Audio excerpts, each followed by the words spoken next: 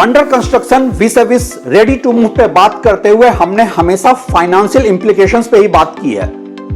हमने ये बताया है कि कैसे ready to move property better strategy है। क्या अंडर कंस्ट्रक्शन प्रॉपर्टी नहीं खरीदने के और भी लॉजिकल रीजंस हैं फाइनेंशियल इंप्लीकेशंस के अलावा? ऑफ कोर्स एक रियल एस्टेट का लाइफ साइकिल इतना लंबा होता है कि जब तक एक अंडर कंस्ट्रक्शन प्रॉपर्टी में आपको पोजीशन मिलता है, आपकी रिक्वायरमेंट्स बदल जाती है, आपके एस्पिरेशंस बदल जाते हैं, आपकी फाइनेंशियल कंडीशंस बदल जाती है और फिर आप सोचते हैं कि आपने एक गलत प्रॉपर्टी में इन्वेस्ट कर दिया। नमस्कार, मैं हूं रवि सिन्हा और मैं आपको एक बहुत इंटरेस्टिंग स्टोरी सुनाता हूं। अभी रिसेंटली मेरी नोएडा के एक ऐसे डेवलपर से बात हो रही थी डिफर्ड लैंड पेमेंट पॉलिसी पे, जिनका अदरवाइज बैलेंस शीट बहुत ठीक है। तो चूंकि इनका अपना बैलेंस शीट बहुत ठीक है, तो इन्होंने जो अभी डिफर्ड लैंड पेमेंट पॉलिसी को स्क्रैप किया गया है, उस पर कहा कि बाय एंड लार्ज ये एक अच्छी पहल है। लैंड पार्सल गवर्नमेंट एजेंसी किसी भी डेवलपर को क्यों दे दे 10 साल के डिफर्ड पेमेंट प्लान पे। बहुत सारे स्मॉल टाइम ब्रोकर्स जो हैं वो इस डेफर्ड पेमेंट प्लान की वजह से बिल्डर बन गए और पूरी रियल एस्टेट का इकोसिस्टम खराब कर दिया। इस बात से मैं पूरी तरह एग्री करता हूं और इस पर मैंने कई फोरम पे कई बार आवाज उठाई है कि ये जो deferred land payment policy Noida और ग्रेटर नोएडा में रहा है, जहां की डेवलपर्स को सिर्फ 10% अपफ्रंट पेमेंट करना होता था लैंड का और रेस्ट पेमेंट 10 साल में या डेट ऑफ कंप्लीशन जो पहले हो, तो उसकी वजह से मार्केट में बहुत सारे माल प्रैक्टिसेस आ गए थे। लेकिन मैं इस डिस्कशन को सिर्फ डेफर्ड पेमेंट प्लान तक सीमित नहीं रखना चाहता था। मैं इसको फॉरवर्ड वे में राइट पर्सपेक्टिव में लाना चाहता था, पूरे रियल एस्टेट के इकोसिस्टम की तरफ ले जाना चाहता था। किस वजह से मार्केट में ट्रस्ट डेफिसिट हुआ है और एक ऐसी रियलिटी जो सिर्फ नोएडा ग्रेटर नोएडा की नहीं है, पूरे देश की है। क्या यह सच नहीं है कि बिल्डर बायर के ट्रस्ट डेफिसिट या कॉन्फ्लिक्ट की सबसे बड़ी वजह यह है कि आप बिल्डर से एक प्रोडक्ट नहीं खरीदते हैं, आप एक प्रॉमिस खरीदते हैं। आप उस दिन घर खरीदते हैं जब घर के नाम पे वहां पे सिर्फ एक लैंड पार्सल होता है और कुछ नहीं होता है।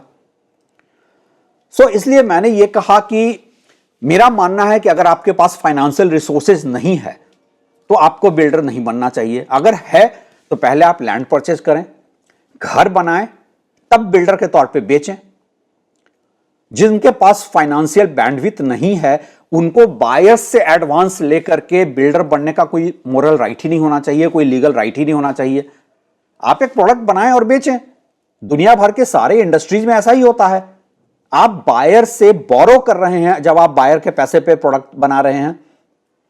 अब ये डेवलपर थोड़े डिफेंसिव हो गए। इनका कहना है आप नहीं समझते हैं, ये रियल एस्टेट किसी दूसरे इंडस्ट्री की तरह नहीं है। यहाँ कॉस्ट ऑफ बोरोइंग देखिए, प्रोजेक्ट कॉस्ट इतना हाई हो जाएगा कि बायर तो फिर एफोर्डेबल बायर तो घर ही नहीं खरीद पाएगा। एवरेज मिडिल क्लास घर कैसे खरीदेगा अगर उसको हमारे प्रोजेक्ट कॉस्ट में हमारा एडेड इंटरेस्ट कॉस्ट भी जोड़ दिया जाए। पहली बात तो यह कि मैं हमेशा ये वंडर करता हूं कि ये बिल्डर्स कब से सैलरीड होम बायर की एफोर्डेबिलिटी के बारे में सोचने लगे।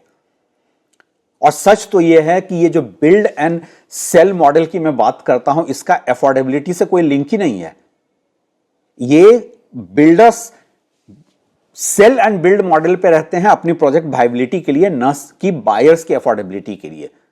अब बताइए कौन सा ऐसा बिजनेस होगा दुनिया में जहां की आप प्रोडक्ट तैयार किए बिना बेचना शुरू करते हैं और आपका पूरा बिजनेस जो है, जिसको कि हम कहते हैं ओपीएम बेस्ड होता है, अदर पीपल्स मनी बेस्ड होता है। सच तो यह है कि बिल्डर्स चाहते हैं कि ये जो घर खरीदार है वो बोरो करे अंडर कंस्ट्रक्शन प्रोजेक्ट के लिए और बिल्डर को फंड करे। बिल्डर के लिए एक इंटरेस्ट फ्री फंडिंग मैकेनिज्म है। जो डेवलपर्स की मार्केट में क्रेडिट रिलायबिलिटी और क्रेडिबिलिटी की प्रॉब्लम है, जिसको बैंक फंडिंग नहीं मिल सकता है, वो भी बिल्डर बना घूम रहा है क्योंकि वो बायर्स के एडवांस पैसे पर खेल रहा है। यही वजह है कि आप देखिए बाजार में हाउसिंग मार्केट में आपको इतने तरह के स्कीम्स मिलेंगे, सबवेंशन स्कीम, एश्योर्ड रिटर्न्स, ये सब क्या है? ये बेसिकली ये है कि आप पब्लिक का डिपॉजिट ले रहे हैं विदाउट एनी एडिशनल बर्डन, और आपको बैंक से बोरो करने पर पैसा नहीं मिलेगा, तो आप बैंक का इंटरेस्ट भी देना चाहते हैं, तो आप बायर से बोरो कर रहे हैं। अब जब तक मार्केट में, हाउसिंग मार्केट में एप्रिसिएशन था, बायर्स भी इस पर सवाल नहीं उठा रहा था। अंडर कंस्ट्रक्शन प्रॉपर्टी खरीदने का बायर को भी एक फायदा था, क्योंकि year on year double digit growth हो रहा था, तो एक स्वीटनर था बायर के लिए कि उसका पैसा एप्रिशिएट हो रहा है। उस दौर में सच तो यह है कि बिल्डर्स थोड़े एरोगेंट थे। कोई बायर बुकिंग कैंसिल करना चाहता था तो वो बिल्डर के लिए बोनस था, क्योंकि तब तक प्रॉपर्टी की प्राइसेस एप्रिशिएट कर गई थी। अंडर कंस्ट्रक्शन बायर्स के लिए फायदे का सौदा था जब तक 12 से 15% का ईयर ऑन ईयर एप्रिसिएशन हो रहा था। हालांकि वो एक नोशनल एप्रिसिएशन था, लेकिन फिर भी मार्केट में एक एप्रिसिएशन था। आज की तारीख में एक होम बायर के लिए अंडर कंस्ट्रक्शन घर खरीदने का कोई इंसेंटिव नहीं है। ऊपर से एक डबल बर्डन यह है कि आप अंडर कंस्ट्रक्शन घर खरीदते हैं तो आपको जीएसटी बर्डन भी आपके ऊपर आ जाता है। प्रोजेक्ट डिले भी हो सकता है और या बिल्डर डिनाई भी कर सकता है। ये मत कहिएगा रेरा आने के बाद ऐसा नहीं हो रहा है, रेरा आने के बाद भी बिल्डर डिफॉल्ट कर रहे हैं, प्रोजेक्ट छोड़कर भाग रहे हैं। सो रियल इशू ये नहीं है कि अंडर कंस्ट्रक्शन खरीदने का बायर को क्या फायदा है। सच ये है कि आज की तारीख में चूंकि ग्रोथ नहीं हो रहा है, तो बायर के लिए अंडर कंस्ट्रक्शन प्रॉपर्टी हर हाल में घाटे का सौदा है। दूसरी बात, कॉस्ट डिफरेंस जो है वो रेडी टू मूव प्रॉपर्टी और अंडर कंस्ट्रक्शन प्रॉपर्टी के बीच में हार्डली 15 से 20% का है। अगर आप बायर का इंटरेस्ट, बैंक का इंटरेस्ट बर्डन लगा उसके ऊपर जोड़ लें और इस बीच में वो जो रेंटल घर में रहकर रेंटल आउट वो उसका ले लें, तो फाइनेंशियली तो कोई सेंस ही नहीं बनता है कि आप अंडर कंस्ट्रक्शन घर खरीदें। रेडी टू मूव हाउस ज्यादा सेंसिबल फाइनेंशियल डिसीजन होगा। बिजनेस की बात तो सब करते हैं, लेकिन क्या मीडिया का रोल महज कंपनीज के प्रॉफिट और लॉस अकाउंट का हिसाब रखना रह गया है?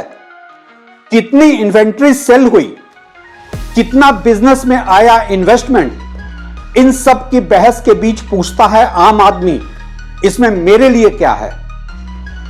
कहीं ऑल्टरनेटिव मीडिया भी इंस्टीट्यूशनल मीडिया की तरह गॉसिपिंग करते हुए अपनी क्रेडिबिलिटी तो नहीं खोता जा रहा है? जाने अनजाने कहीं हर कंटेंट क्रिएटर बिल्डर की पीआर प्रोपेगेंडा का हिस्सा तो नहीं बनता जा रहा है? कौन करेगा हाशिए पर खड़े आम आदमी के काम की बात? सब्सक्राइब कीजिए track to reality YouTube channel, यहां होती है आपके मतलब की बात। बिल्डर्स सोचते हैं कि बायर्स, और ये अक्सर बिल्डर्स कहते हैं कि नहीं, बायर को टाइम चाहिए होता है, अंडर कंस्ट्रक्शन घर खरीदता है क्योंकि उसको पैसा अरेंज करने में टाइम लगता है, 5 साल के दौर में वो पैसा अरेंज करता है। लेकिन बिल्डर के ये फैंसी आइडियाज को आप साइड रखें, एवरेज होम बायर जो है वो अपफ्रंट बैंक से 80% पैसा तो बोरो करता है। अब अंडर कंस्ट्रक्शन हो या रेडी टू मूव हो, उसका तो जो बोरो करना है वो बोरो करना है। डेवलपर्स को भी देखिए, वो इतने, उनके जो प्राइस स्लैब्स होते हैं कंस्ट्रक्शन लिंक्ड प्लान में, वो इतने क्राफ्टिली उसको वो स्ट्रक्चर करते हैं कि बायर को प्राइमा फेसी लगता है कि उसका फायदा है, जबकि वहां पे उसका नुकसान हो रहा है। देखिए, बिल्डर बायर कॉन्फ्लिक्ट की एक सबसे बड़ी वजह है कि, और ये बहुत बड़ी वजह है, फाइनेंशियल इंप्लीकेशंस अपनी जगह हैं, कि जब तक आपका अंडर कंस्ट्रक्शन घर रेडी टू मूव होता है से 5 साल में, उस समय तक एक बायर की रिक्वायरमेंट बदल जाती है, उसके एस्पिरेशंस बदल जाते हैं, उसकी फाइनेंशियल कंडीशंस बदल जाती है।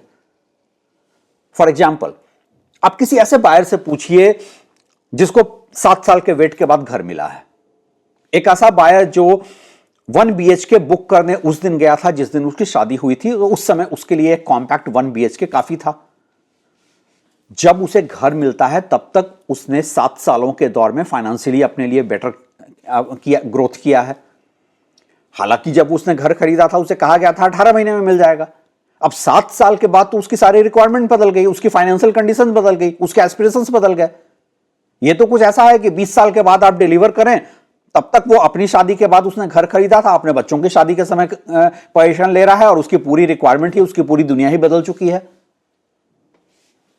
प्राइवेटली जब मैं बिल्डर्स से बात करता हूं हालांकि ऑन रिकॉर्ड बोलने को कोई इस पर तैयार नहीं होगा, क्योंकि ये जो सेल एंड बिल्ड मॉडल है ये मार्केट को सूट करता है, ये लार्ज यूनिवर्स ऑफ डेवलपर्स को सूट करता है जिनकी क्रेडिट रिलायबिलिटी और क्रेडिबिलिटी मार्केट में नहीं है। एक डेवलपर जिसका प्रोजेक्ट 8 साल डिले है, वो प्राइवेटली मुझसे एडमिट करता है कि एक क्रिबिंग बायर को चुप कराने में भी कोई बहुत ज्यादा उसका कॉस्ट नहीं आता है। बायर की रिक्वायरमेंट बदल जाती है, वो उसको छोटे फ्लैट से बड़े फ्लैट में सेम प्राइस पर स्क्वायर फीट पे शिफ्ट कर देता है। हालांकि ये भी रेयरली कुछ बिल्डर कर रहे हैं, ज्यादातर डेवलपर्स इवन इफ उस दौर में एप्रिसिएशन नहीं हुआ है इस चीज के लिए तैयार नहीं होते हैं। तो एक अंडर कंस्ट्रक्शन अपार्टमेंट जो है वो हाउसिंग मार्केट में कभी भी बायर के लिए फायदे का सौदा नहीं हो सकता है। ना तो आपको वो एप्रिसिएशन मिल रहा है जो इन्फ्लेशन से कुछ 2-3-4% ऊपर हो, ना ही आपकी तब तक जब तक आपको घर पोजीशन मिलता है रिक्वायरमेंट्स में फिट बैठता है। इंडिया में एवरेज लाइफ साइकिल एक प्रोजेक्ट का कम से कम 5 साल है, और वो भी तब जब आप लकी हैं, आपको टाइम से घर मिल रहा है। तो 5 साल में आपकी रिक्वायरमेंट बदल जाती है, आपके एस्पिरेशंस बदल जाते हैं, आपके फाइनेंशियल कंडीशंस बदल जाते हैं। तो ये बिल्डर बायर कॉन्फ्लिक्ट की एक बहुत बड़ी वजह बनती है। बिल्डर्स तो अपनी तरफ से, जितना मैं इंडियन रियल एस्टेट के इकोसिस्टम को जानता हूं, बिल्डर अपनी तरफ से कभी भी बिल्ड एंड सेल मॉडल पे नहीं जाएंगे, क्योंकि उनका फायदा हमेशा सेल एंड बिल्ड मॉडल पे है। मैं उन्हें एजुकेट नहीं कर सकता, मैं उन्हें इन्फ्लुएंस नहीं कर सकता, लेकिन मैं एक average middle class salaried middle class home buyer को तो यह एजुकेट कर सकता हूं कि वो अपना कॉस्ट बेनिफिट एनालिसिस देख ले कि अंडर कंस्ट्रक्शन प्रॉपर्टी उसके लिए कितने तरीके से घाटे का सौदा है, और अगर वो रेडी टू मूव प्रॉपर्टी में जाता है तो उसका फायदा क्या है। मैं अपनी तरफ से सिर्फ यही एडवाइस दे सकता हूं। Thanks for watching.